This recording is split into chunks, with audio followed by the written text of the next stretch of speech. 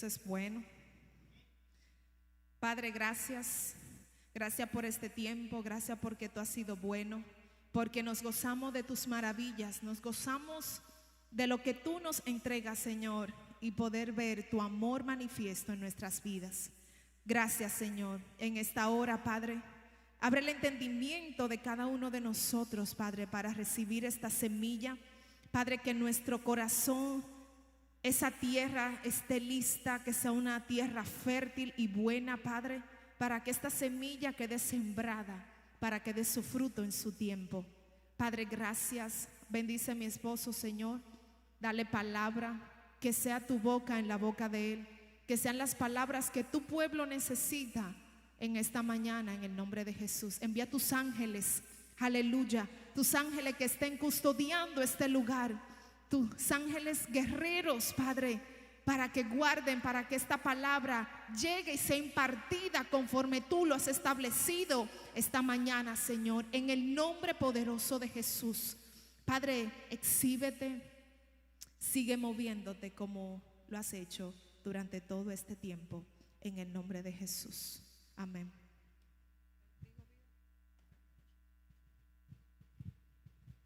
Amén, gloria a Dios. Dios le bendiga, iglesia. Dios le siga bendiciendo. Glorificamos el nombre de Dios en todo, porque Él es que lo coordina todo desde el cielo. En la tierra se cumple lo que se solicita en la oración modelo del Padre Nuestro. Venga a nosotros tu reino, hágase tu voluntad en la tierra como es en el cielo. Independientemente de tu capacidad de entender la palabra de Dios, independientemente de que tú como individuo o como nosotros como colectividad comprendamos abiertamente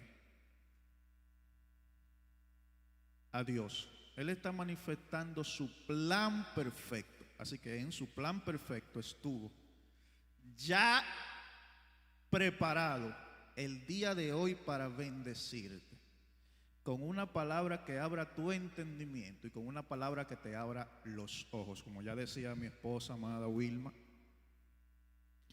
Como, o sea, la coherencia que hay de las cosas de Dios en cosas que nosotros creemos, que nosotros planificamos. Yo mínimamente sabía que iba a predicar hoy, mínimamente. Sin embargo, es bueno que ustedes entiendan que, y eso es en la mayoría de los casos, también hablo por mis hermanos que también son predicadores en la casa. Yo creo que nunca ha ocurrido el hecho de que antes de venir a predicar aquí arriba, le preguntemos al ministerio cuáles son las canciones que ustedes van a cantar, cuál es la temática general, porque yo voy a traer una palabra según la temática general que Ana y los adoradores del equipo ya hayan traído sobre la mesa. Pero eso nunca ocurre realmente. Entonces, mire cómo Dios coordina todas las cosas. En la última canción, el Señor habla de, bueno, el Señor nos dice a partir de ese modelo, abre los ojos con fe, es que dice, ¿verdad? Abre los ojos con fe. Entonces, al escuchar también a mi esposa decir que desde que se inició el repertorio de adoración, como con Denny, ¿verdad? Denny, todo ha tenido que ver con ver, con fe, con vencer nuestros miedos y con el entendimiento. Aún la oración que recién mi esposa hizo ahora mismo tenía que ver con el entendimiento. Bien, esto solamente para ponernos en contexto, porque a la medida de que ustedes me vayan dando señales de que me entienden, yo voy a seguir en lo que me caracteriza, ¿verdad? en mis prédicas, que a veces, ¿verdad? Bien, yo procuro delante del Padre que ustedes me puedan comprender. Miren, la palabra de hoy, mi hermano Máximo, que siempre es muy diligente, me pregunta que cuál es el título que tiene. Entonces yo le digo a él, mira Máximo, sí, relajando, pues yo sé lo importante que es eso. Y tiene que tener un título. Pues yo tenía 2 títulos, ya que ustedes no saben. ¿En qué línea va el mensaje? El título es Abriendo los ojos desde adentro. Bien, así que vamos esta mañana a abrir los ojos desde adentro. Bien, Dios habla de muchas maneras al mundo. Lo que Dios es capaz de hacer para que usted como ser humano le pueda entender, todavía enteramente no cabe dentro de nuestra mente. Pero Dios es capaz de hablar en su idioma. Pero no solamente hablar en su idioma, hablar en el idioma de los 7.000.000.000 de habitantes, que más o menos tiene, no sé si son más o si son menos, usted me disculpa, es un tecnicismo que para nada es el centro de esta palabra. Vamos a abrir ahora nuestra boca en el nombre del Padre, del Hijo y del Espíritu Santo y vamos a leer, como de costumbre, una palabra sustanciosa. Primero la leo de manera textual y luego entonces en torno a esa lectura vamos a desarrollarnos como Dios nos permita desarrollarnos. Así que nosotros vamos a partir de Génesis 12. Génesis 12. Apunte ahí en su notica, en su mascota que usted trae para apuntar las cosas, y algunos apúntenla en su mente. Número 1. Abre tus ojos. Y número 2. Dios te muestra. Antes de leer, quiero recordar en una ocasión que Dios le habla claramente a Abraham, lo lleva a un alto. En este contexto Abraham tenía un conflicto con Lot, o Lot tenía un conflicto con Abraham. Y Jehová le dice a Abraham, cuando eso no le había cambiado el nombre, después que Lot se apartó de él, alza tus ojos y mira desde el lugar donde estás hacia el norte y el sur y al oriente y al occidente, porque toda la tierra que ves la daré a ti y a tu descendencia. Y ahora sí leemos en lo que sería nuestra lectura fundamental. En el capítulo 12 de Génesis, que lo tenemos acá proyectado, yendo un poco despacio porque es importante que puedan captar. Esto es de la versión Reina Valera del 60. Sí, de la versión de Reina Valera del 60, para que todos estemos claros. Fíjense, dice así en el nombre de Jesús. Pero Jehová había dicho a Abraham, vete de tu tierra y de tu parentela y de la casa de tu padre a la tierra que te mostraré. Apunte ahí, Dios te muestra. Y haré de ti una nación grande y te bendeciré y engrandeceré tu nombre y serás bendición. Dice el verso 3, bendeciré a los que te bendijeren y a los que te maldijeren maldeciré, y serán benditas en ti todas las familias de la tierra. Ese es el contexto en el que Dios llama a Abraham. Dios le llama, y en la primera frase del llamamiento y una palabra con el que él lo llama, le da el mandato de vete de tu tierra. Es decir, sal de tu naturaleza cultural, la cultura que te rodea, y ve.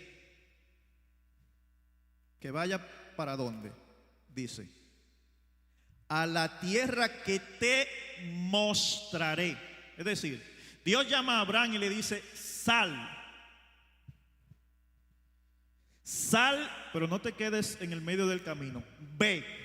Y le da una meta, le da un objetivo hacia dónde ir. En ese momento no tenía la tierra delante de sus ojos, pero Dios le promete que se la mostrará. Pero le dice, sal y ve. Sal de la tierra en la que estás ahora, la tierra que te vio nacer, crecer, pero no se multiplicó en esa tierra, porque recordemos en el contexto que Abraham ya era de avanzadísima edad y su esposa, que también era de avanzadísima edad, aun cuando fue joven, era estéril. Y Dios lo llama de la naturaleza de su cultura, repito, de la tierra que le ve nacer, y le dice: ve a la tierra que yo te mostraré. En ese momento Abraham tenía la promesa de las promesas. ¿Por qué? Porque todo en ese punto era promesa, nada era visible para Abraham, pero Dios le había prometido: te mostraré. Es decir, aquello que tú vas a poseer porque yo te autorizo, aquel lugar a donde yo te envío, todavía no es manifiesto, pero tranquilo, hazme caso, sal de ahí y ve que yo te la mostraré. A la medida que tú vas, Dios propiciará un conjunto de experiencias y llegará el día en que Dios le mostrará a Abraham. ¿En qué momento? Lo que acabamos de leer antes de esta lectura, que también es de la Biblia, no le dije realmente dónde fue que lo leí, pero es del 13 verso 14, donde yo leí que dijo Dios a Abraham: mira hacia el norte, hacia el sur, hacia el este y el oeste, y dice, puntualicen: alza tus ojos. Ahí sí se lo está mostrando de manera efectiva y fehaciente. Y mira desde el lugar donde está. Es decir, mira. Dios ahí le está diciendo a Abraham que mire. Eso es importante que ustedes en esta parte de mi impartición presten mucha atención. El énfasis de lo importante que es ver, de lo importante que es mirar. ¿Y qué realmente nosotros entendemos por ver, por mirar? Algo que primero se augura, porque Dios me lo va a mostrar. Él promete que me lo muestre, que me lo va a mostrar.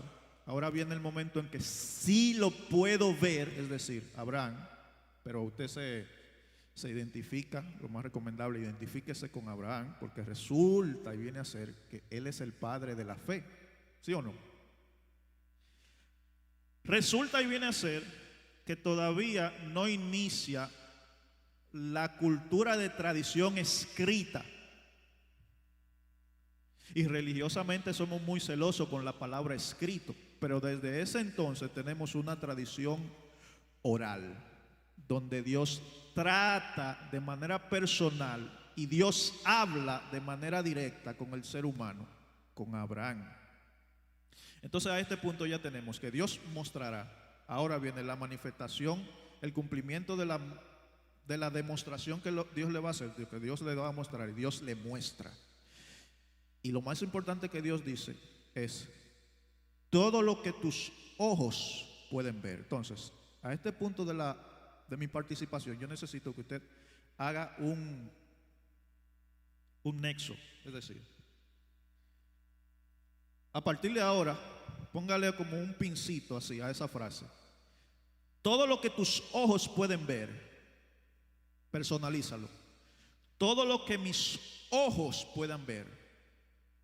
Pero él dice: sitúate en el lugar donde tú estás. Vamos a hacer un ejercicio mental.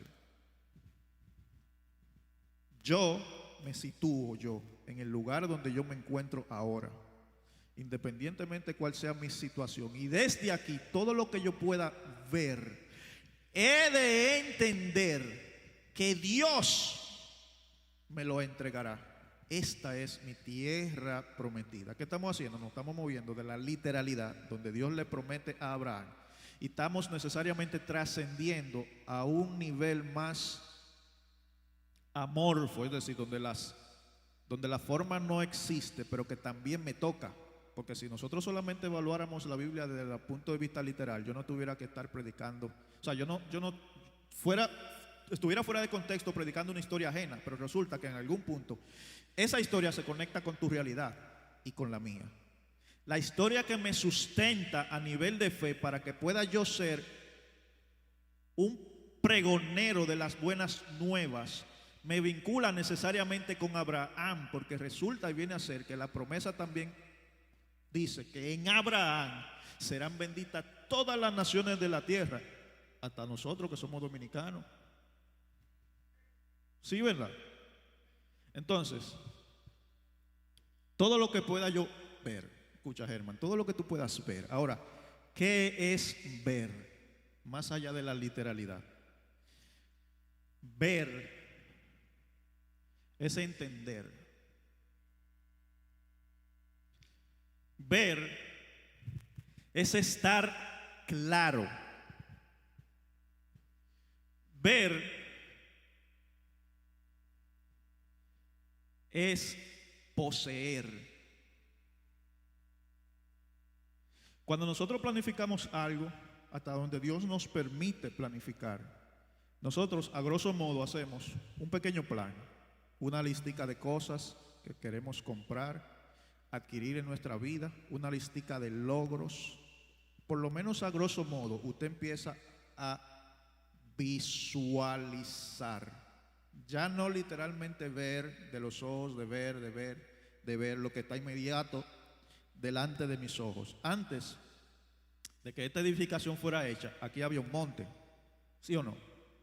Aquí había un monte y fue necesario uno que viniera con visión, que aún viendo literalmente el monte, visione el edificio.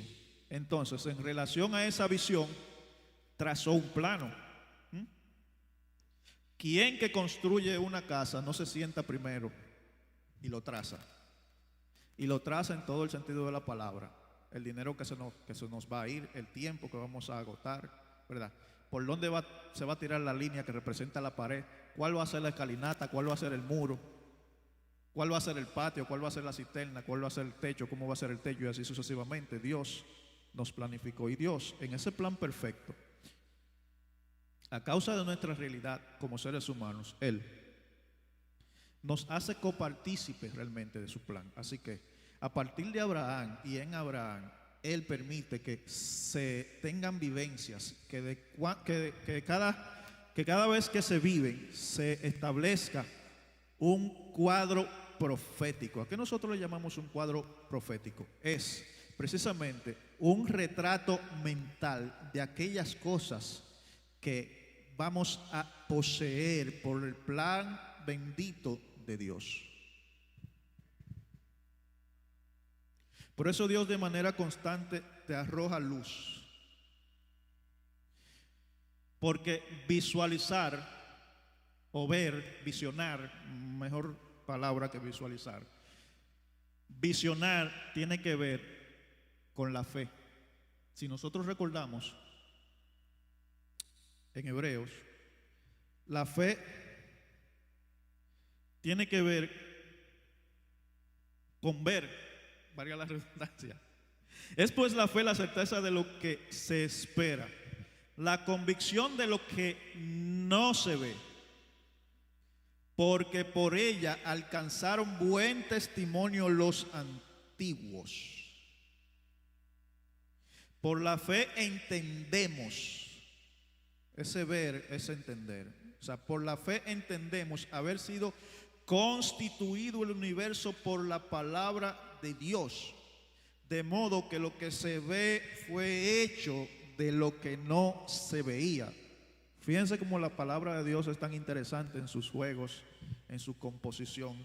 Dice, lo que se ve fue hecho de lo que no se veía. Y le dice entonces a Moisés,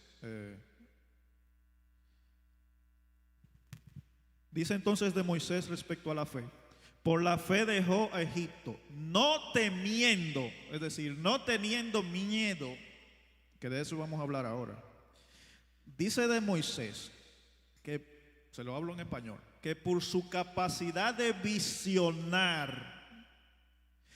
¿Sobre qué fundamento visionó Moisés? Sobre la misma promesa que Dios le hizo a Abraham, que ahora Dios se la hace a Moisés.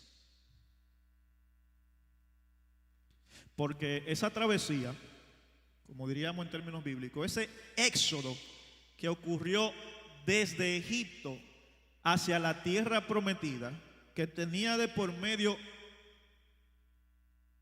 un desierto, era inminentemente necesario y era única y exclusivamente posible para ellos si Dios instalaba el mismo cuadro de tierra prometida en la mente de Moisés, que era el líder de toda esa multitud. y un poco más, entre ellos también egipcios que creyeron en el cuadro, se pusieron en la mente la visualización de la tierra prometida, de una tierra donde fluye leche y miel, de una tierra que cada vez que te la dicen por promesa, tú tienes que figurártela en tu mente. ¿Cómo luce una tierra donde fluye leche y donde fluye miel? Pero Dios no les está amedrentando, no permite que dibujen en el cuadro gigantes, porque el Padre pudo haberle dicho, mira, por la tierra tiene gigantes. A que usted no sabe. Los gigantes eran la sorpresa mejor guardada, porque hasta el momento ellos solamente sabían que iban a comer mucho. Una tierra de mucha bendición y mucha prosperidad. Detrás del desierto, ni siquiera le advierte que muchos iban a morirse en el desierto. Así que se parece a la palabra que dice, extiende tu mente hacia adelante. Olvídate de lo que queda atrás. Cuando tú tienes el enfoque en una meta, cuando tú tienes el enfoque en un objetivo, no hay maco, cangrejo ni cacata que te espanten en el camino. Hay una cosa que se le llama en la ciencia ceguera atencional. Yo le voy a explicar lo que es eso. Ceguera atencional es que usted realmente es ciego a las cosas a las que no le está prestando atención. Pero ¿a qué nosotros realmente necesitamos prestarle atención? A la meta del supremo llamamiento. Porque si Dios se pone a decirte con detalles los peligros que tú vas a enfrentar, es más el miedo que te siembra que la voluntad aguerrida para llegar a la meta. Ya el mundo distorsionado y el adversario de las almas tiene eso por trabajo. Desde que, como dice el dicho, desde que el mundo es mundo y hay gente, todo el sistema se programó para disuadirte de que no avances con ritmo constante y certero hacia tu meta. Y hoy por hoy han incrementado a cientos de miles por uno la cantidad de estímulo visual que te van a sacar de tu centro. Por eso, de manera personal, yo les exhorto en este paréntesis de la prédica. Nosotros no tenemos realmente la capacidad para ver todo lo que sucede. Es mejor que cerremos unas cuantas ventanas. Hay noticias que es mejor que usted no le caiga atrás. Por lo menos por semana mataron a alguien y usted se tiene que enterar. Apague un poco esa ventana. Apague un poco la televisión. Llévese de mí. Apague un poco la televisión. Enfócate en el llamado de una tierra prometida. Dios no te está hablando de gigante. Dios quiere que tú te fortalezcas. Dios quiere que tú recuperes la visión espiritual. ¿Cuán asociada está la realidad de ver a tu posibilidad de llegar a la meta y poseer? Así, como uña y mugre. Como uña y mugre. Miren lo que sucede con Adán y Eva. Y yo sé que yo he dicho muchísimas veces esto, pero vale la pena. Porque ella empieza a manifestar un conflicto entre lo que visiona y lo que ve. Nosotros los seres humanos tenemos una realidad social, que es nuestro yo que le da la cara al público, donde usted me ve y yo tengo apariencia de buen expositor, apariencia hasta de pastor, pero que por dentro puede haber una distancia muy fuerte. Es decir, una cosa es lo que tú proyectas desde tu yo social y la vista que le corresponde a ese cuerpo para ver lo inmediato y lo circunstancial. Y otra cosa es tu yo esencial, es decir, tu hombre espíritu, tú mismo en versión espiritual, que vive dentro de ti y está abierto con todas las instrucciones de Dios para ayudarle a tu yo social, es decir, tú mismo ayudándote a ti mismo desde adentro, porque Dios te dio la luz. ¿No les ha pasado a ustedes que ustedes saben mucho, ustedes están muy claros respecto a la teoría, pero que a la hora de la práctica hay una diferencia? Porque a mí me ha pasado. Es decir, nosotros tenemos un gran filtro, un gran, ¿cómo le llamamos? Cuello de botella entre toda la teoría que tenemos en nuestra cabeza de Dios y lo referente a Dios y realmente lo que nosotros obramos. Es decir, aquí el término es coherencia. Coherencia. Que nosotros sepamos vivir coherente con un Dios de todo poder. El que vive coherente con un Dios de todo poder, ciertamente y de verdad que todo lo puede en Cristo, porque es el que te da la fortaleza. Pero el día a día de nosotros es un conflicto constante, una batalla para manifestar lo que ya Dios me dio para manifestar. Esa vida de gozo a veces se ve intermitente. Esa vida de prosperidad, como literalmente lo describe la palabra, a veces se ve con intermitencia. Y ahora voy a hablar de lo que sería que le ocurrió a Adán y a Eva a partir del momento en que les venció su criterio personal y su manera de ver separada de la manera de ver de Dios. Porque ellos siempre hemos tenido las dos maneras de ver. Tenemos una manera de vernos a nosotros mismos con nuestra propia fuerza y tenemos una manera de vernos con toda la posibilidad que Dios pone a nuestro favor. Entonces, ella por ver una fruta empieza a desearla en unas dimensiones desmedidas, cuando el deseo ya sale de la voluntad de Dios. ¿Por qué su deseo por la fruta salía de la voluntad de Dios? Porque el deseo le llevaba a tomar acción respecto a algo que Dios le dijo: no acciones así. Entonces, precisamente, la consecuencia de comer tiene que ver con una distorsión en su percepción. Porque empezaron a ver al Señor, que es todo bueno, como un Señor al que le tenemos que temer en calidad de miedo. Corre, corre, corre, que ahí viene. Y yo no estoy apto para recibirlo, pero en todo el tiempo estuvo. Y tú también igualmente estabas desnudo, pero ¿por qué ahora hay vergüenza? Mire, aparece el miedo en el mundo. El miedo entra a causa de la ceguera.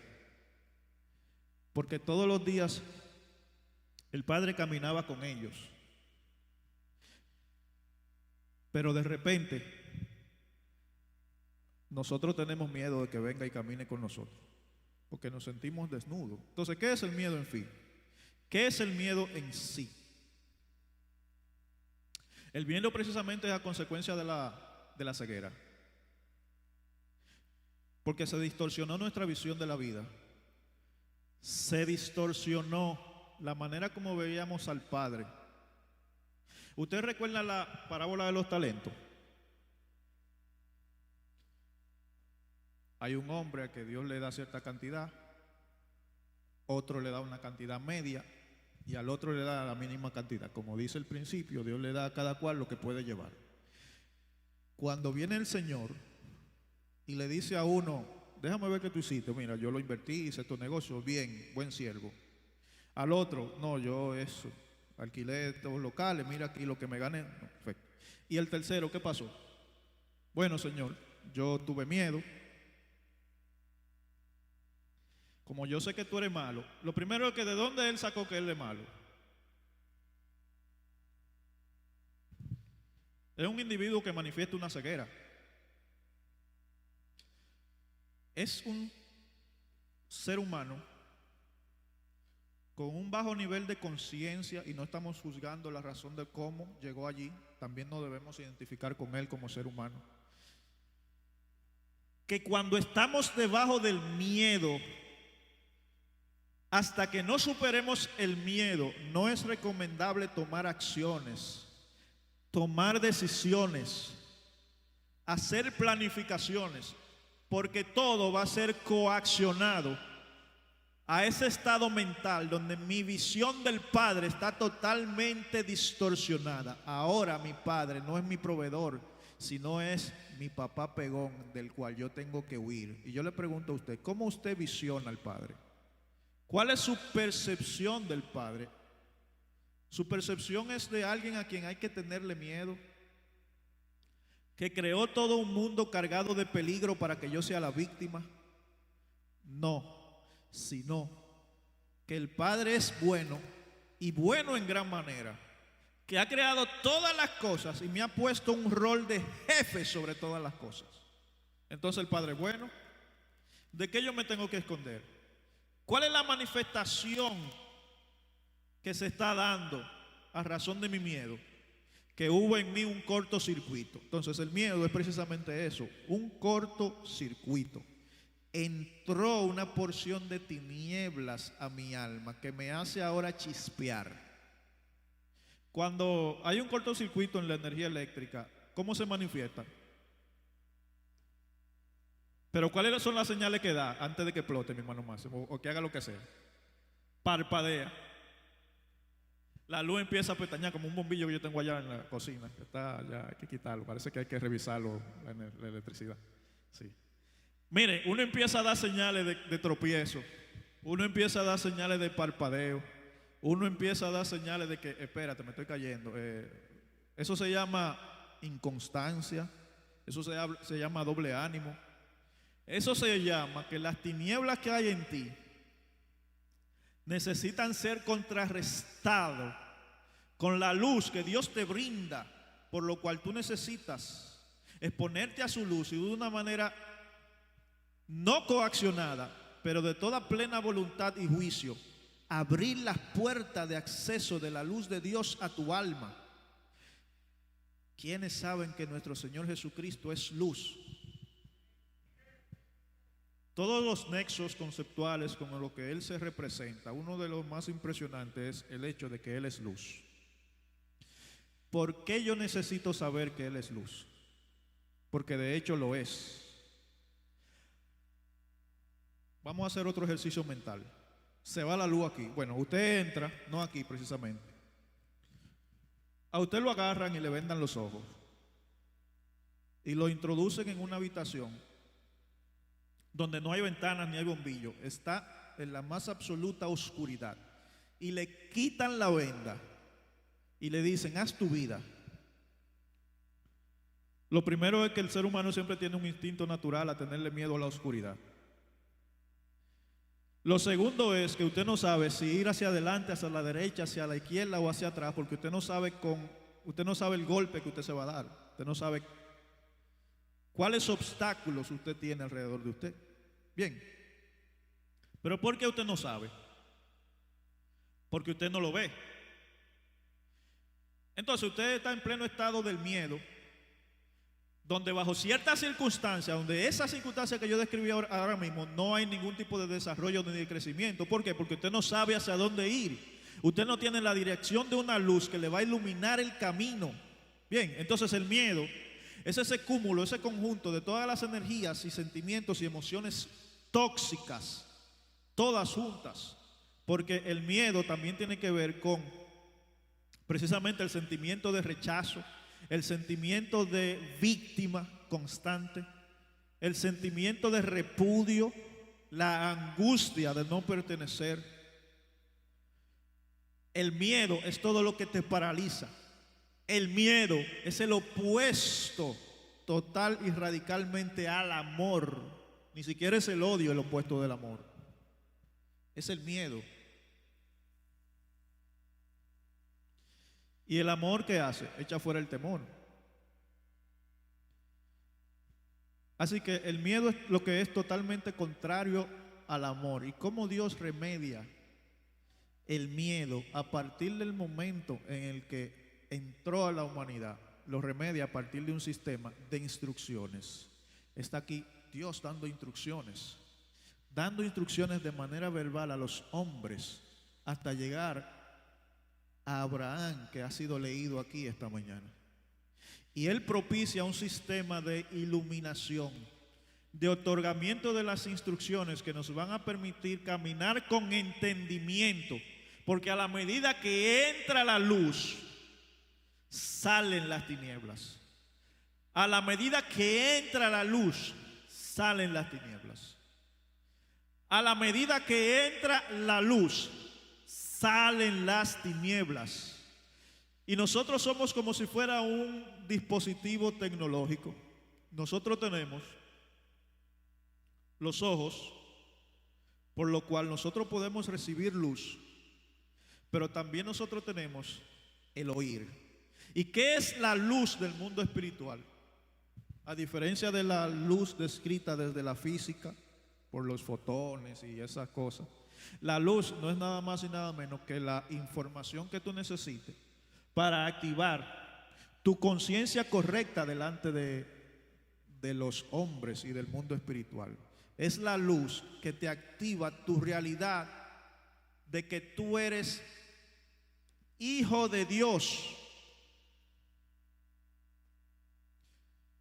La luz es la que activa tu actitud de guerrero, porque tú sabes que Dios te colocó con la autoridad suprema sobre la tierra. Así que no hay oso ni hay león que te amedrente. Ahora, la fe viene por el oír y el oír por la palabra de Dios. Y la palabra de Dios es la luz que activa tus facultades de fe para derribar los gigantes de la tierra de la promesa.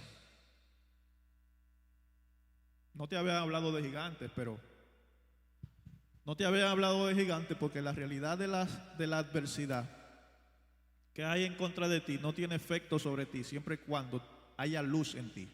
Así que tenemos 12 espías, de los cuales 10, las tinieblas que habían en 10 no le permitieron ver de la manera correcta. Así que la visión era distorsionada. Mientras 10 veían gigantes, mientras 10 veían una tierra ruda, dos portadores de luz podían ver la realidad del asunto. Cuando esos dos llegaron allí, dijeron: tenemos el desayuno servido, chocolate y pan. ¿Qué es lo que dicen que son gigantes? Ah, no, pero eso no lo comemos una mañana y después seguimos. Y los otros decían: pero ¿y quiénes son esta gente? Pues nosotros somos como grillos delante de... O sea, eso es lo que quería decir. La langosta es como una especie de insecto. La langosta de la Biblia es un insecto, no es... Y aún así todavía es muy grande, es muy pequeña la langosta del mar. Señores, a la medida que usted deja entrar la luz en su sistema, la luz le va a dar el panorama correcto. ¿Cuán relacionado está la capacidad de ver con su capacidad de éxito, de posesión de la tierra de las promesas? Miren, en el momento en el que Sansón dio su brazo a torcer, mi hermano, bienvenido. En el momento que Sansón dio su brazo a torcer, ¿qué pasó? ¿Qué se manifestó? Las tinieblas vinieron y le sacaron los ojos, de manera literal. Lo que tú provocas en los cielos se manifiesta en la tierra, y lo que tú provocas en la tierra se manifiesta en el cielo. Entonces, cuando venía este individuo, yo voy a describir el yo social de este individuo, a ver si usted me dice quién es. El yo social, ya recuerden que yo le dije que nosotros somos un yo social y un yo esencial. Entonces, en el yo social está el ego, la personalidad, está los méritos, la intelectualidad, la fuerza humana, todo lo que está aterrizado aquí en la tierra separado de Dios. Es el yo social. Así que este yo social venía con mucha pompa, perseguidor de los seguidores de Yeshua, nuestro maestro, y su visión de las instrucciones divinas. ¿Cómo se llama el personaje? Saulo de Tarso. Y él va sobre una misión muy nacionalista, todo él, porque hay que aniquilar a todos los seguidores de Jesucristo. ¿Qué pasa con él? Dicen algunas personas que Dios lo tumbó del caballo, pero la verdad en la historia no hay ningún caballo. Bueno, al final fue que Dios lo tumbó. ¿Y qué le pasó a él? Fue necesario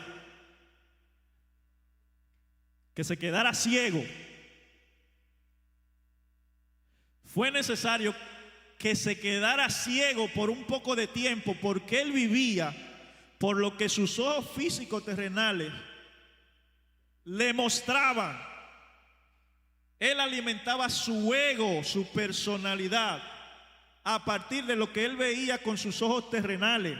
Él no vivía por la visión del Espíritu, él veía por los ojos.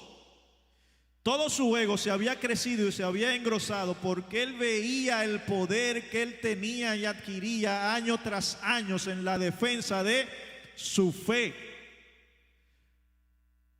Porque creyendo él que tenía luz, era tinieblas que le dirigían hacia una matanza de cristianos, y él consentía a que lo maten. Bueno, me gusta más decir seguidores de Jesús en este contexto más que cristiano, porque está fuera de contexto. Todavía no había cristianismo allí en ese entonces. Los seguidores del Maestro, nuestro Mesías, en su escasa visión pero amplísima vista, Dios necesita cegarlo por un rato de tiempo para doblegar su ego y machucar su orgullo, hasta que se hiciera visible dentro de su cabeza la verdadera luz. Y dicho sea de paso, fue mi hermanito Germán, a partir de la luz de Cristo, que le pegó tan duro el tablazo que lo dejó ciego. Entonces, ¿cuál fue la lámpara que prendieron, Jeffrey, que lo iluminó a él? ¿Cuántos watts tenía? Esa lámpara te quema las neuronas. Es la lámpara que aniquila todo tu orgullo. Es la luz que dejó ciego al hombre y despertó al enviado.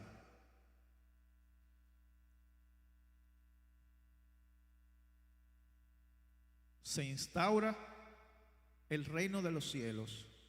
La luz de Cristo le resplandece a Saulo de Tarso. Comprende él ahora cuán errado estaba y se transforma. La transformación de tu vida viene relativamente a tu capacidad de entender. ¿Qué es entender? Es ver. Así que esta mañana estamos bajo el tema de abriendo los ojos desde adentro. Fíjense lo que sucede. Fíjense lo que sucede con David.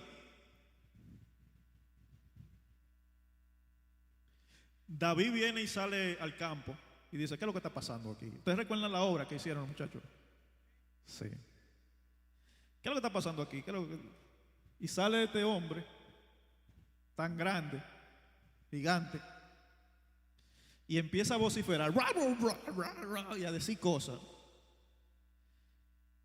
y amenazar, y a decir mala palabra. Y dice: ¿pero qué es lo que pasa? Pero a la vez él mira también como el ejército de sus hermanos, el ejército de Israel, tiene miedo.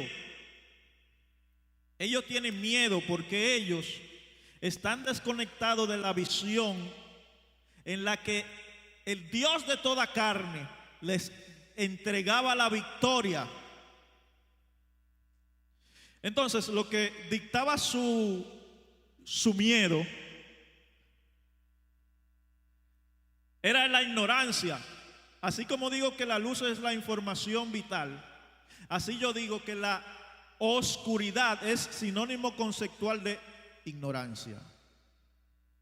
Ellos tenían un tapón cultural que hacía que un hombre vociferando les amedrentara al punto de la parálisis. Y todos los días de manera puntual salía ese hombre gigante y vencía con sus palabras. Y David lo ve. Él estaba claro de Dios. Él estaba claro de las promesas de Dios. Pero no solamente eso, como yo le dije ahorita, Dios permite una cantidad de experiencias que se fijan en tu mente como un cuadro. A la hora de la hora nosotros conservamos un álbum de fotografías de todas y cada una de las promesas puntuales que Dios nos hizo. Yo le voy a explicar eso un poquito más adelante. Así que cuando David ve a este hombre, él dice, bueno, mira, tiene el tamaño de un oso.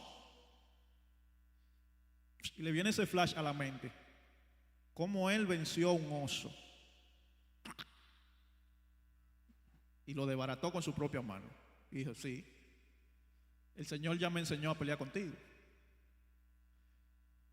Y ve que habla y dice, oh, tiene la boca grande como un león.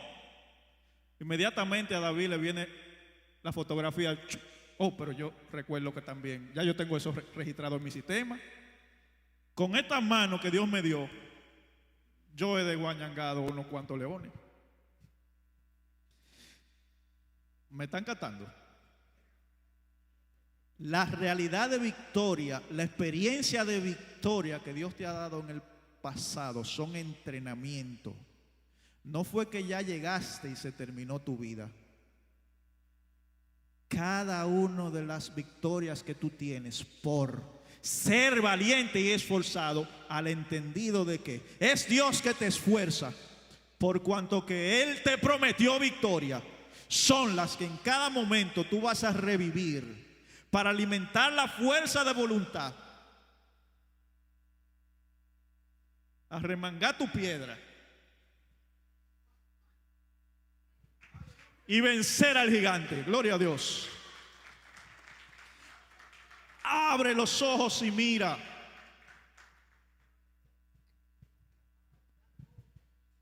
Abre los ojos. Depende directamente de lo que tú puedas ver. Porque esa misma piedra es el fundamento de tu fe.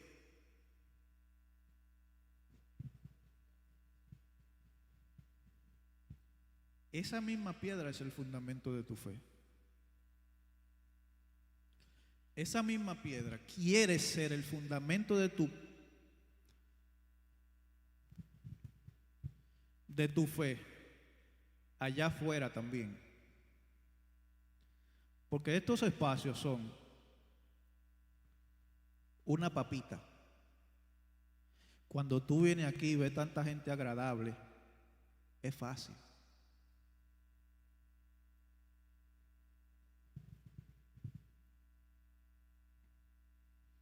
Pero seamos más coherentes. En todo el contexto de nuestra vida, vivir con los ojos abiertos. El ser humano tiene dos modalidades. O se es reactivo o se es proactivo. Déjeme explicarle ahora.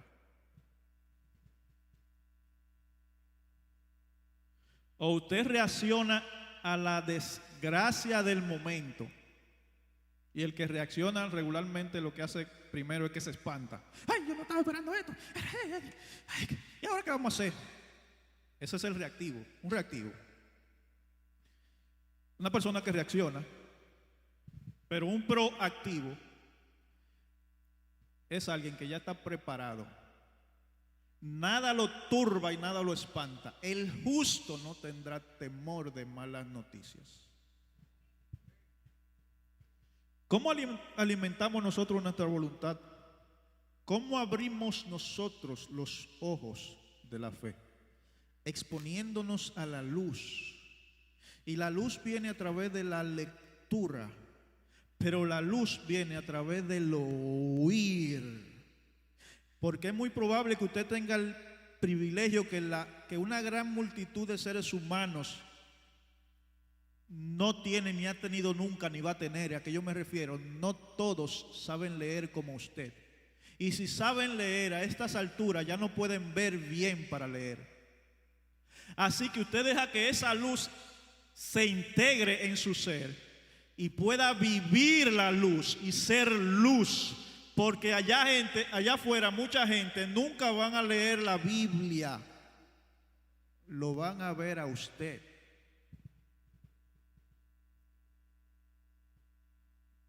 ¿Cómo tú estás haciendo justicia? ¿Y qué clase de justicia tú estás haciendo? ¿Cómo está tu sentido de venganza? ¿Eres de los que se venga o eres de los que perdona? ¿Eres reactivo o eres proactivo? ¿Te levantas por la mañana en el huye cotidiano como una presa para que no te agarre el tiempo? ¿O te levantas por la mañana como un cazador? A razón de que Dios te quiere abrir los ojos.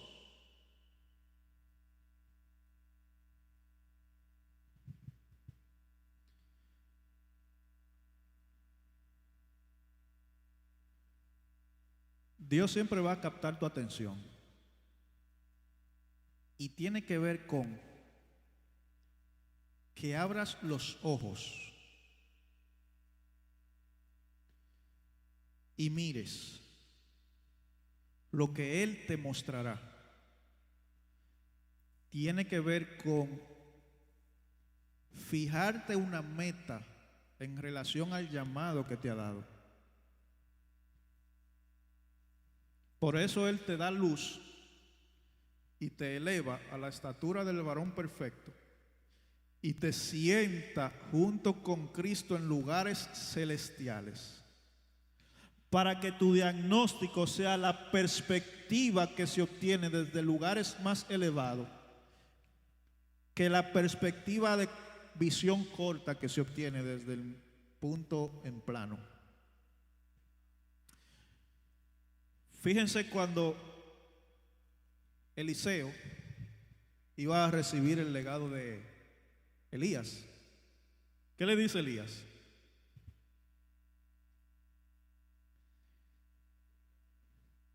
¿Tú estás seguro de que tú quieres lo que tú me estás pidiendo? Entonces Elías le dice, mira, eso no es mío dártelo. O sea, no depende de mí. Esto no depende de mí. Ahora bien, si tú me ves, como quien dice, si Dios en tu deseo no te aparta de mí, si tú te enfocas en ver lo que yo estoy haciendo.